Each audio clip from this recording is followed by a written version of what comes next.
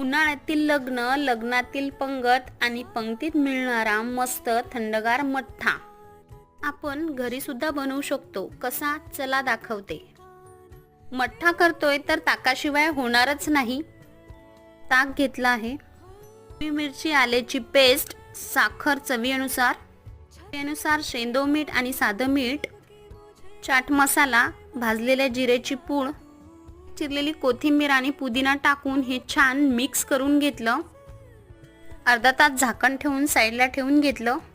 पुन्हा एकदा मिक्स करून गाळणीने गाळून घेतलं.